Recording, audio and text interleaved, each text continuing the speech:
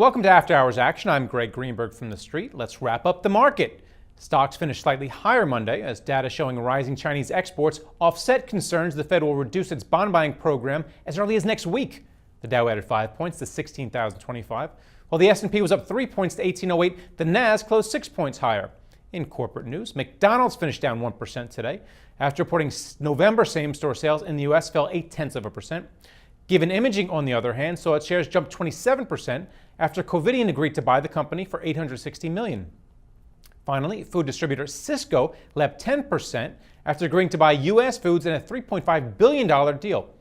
And while stocks are up around 25% this year, it's been rough sledding for gold, which is down just that much. The yellow metal closed at $12.40 an ounce today. I spoke earlier with Matthew Hart, author of the new book Gold, about what investors should expect from the precious metal and the miners that extract it. Gold doesn't pay a dividend. You can't spend it in stores. So why do investors want it so badly? You know, you're right, it's a dead asset. But what bullion analysts call gold the emotive metal, the sentiment indicator. What happened was 2008, Lehman Brothers goes bust. The afterburners kick on under the gold price. It was already in the middle of a bull run. In less than 3 years, it goes from $800 an ounce to $1,900 an ounce. What's that? It's money figuring out it can find a safe place to hide. So is it fairly valued now? 2 years ago, it's at $1,800. Now it's around $1,230. A decade ago, it was at $300. Is it at the right spot right now? You see, who can answer that question? Like the market is the fair value for gold. That's the way I feel about it. If the market thinks it's $1,250, fine. You can't find a value for it in terms of, there's no practical way to value it because, first of all, what's the gold supply? All the gold that was ever mined is still right here. So we never run out of supply. We're never going to be short of gold. So it's, right now people are comfortable with the way the economy is going, I guess. There are better things to invest in. Nobody wants to hide their money in a dead asset. So gold is just settling a bit. Let's talk a little bit more about supply because this is something you delve deeply into in your book. It's a fantastic book, by the way.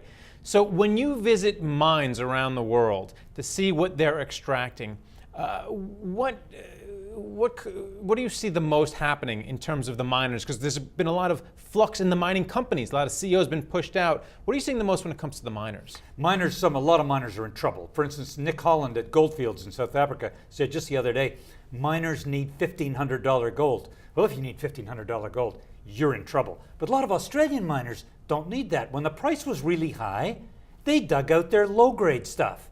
Now that the price softened a bit, they're going to take in their high-grade stuff out. That's the way to go.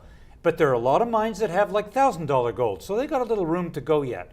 I think a lot of mines are going to do okay. Some are going to struggle. Supply, you're looking ahead and wondering about countries like China. Is China going to have enough gold? China's got this voracious appetite for gold. They've been on a gold binge. They buy BMWs, they buy French wine. Now they've been sucking up gold at phenomenal rates. How long can they sustain that? But what about the supply coming out of China? Can we get a legitimate number of what they're actually producing, or does a lot of it just go to the black market? You can't get a good, I know it's hard, but I'm asking. Figure. You could get, look, the United States Geological Survey says 370 tons a year is what China is producing right now, or produced in 2012. We know that they keep all that. They don't export any. They suck all that up. In October of this year, they imported 110 tons. That's just in 1 month. So there's 500 tons right there. Now, what are they producing beside that 370 tons? Because when I was in China and visiting gold mines, I saw huge theft and illegal mines. Huge illegal mines. Illegal mines that were almost industrial in scale. You wouldn't have known they were illegal except the guy whose legitimate mine I was going to visit said, all these people, they're running that mine on bribes. So does that production show up in the sort of official figures? Does it show up in the price? It doesn't show up in the price because the price is just determined on London. It's basically determined on London, that has grown hugely. It's a $20 trillion a year bullion market now. If you want to talk about price and whether we like the price and how is the price reliable? Or is it reflective of actual supply in the market? Or is it purely a function of central banks around the world and their monetary problems? I think it's a function of demand. I don't think it's a function of supply. I don't think supply has a huge amount to do with it. My personal opinion. There's a lot of gold around. I think you have to look at the way the price is set in London too to decide whether you like it or not. And a lot of people are looking at that, including the Commodity Futures Trading Commission, as the Wall Street Journal reported earlier this year.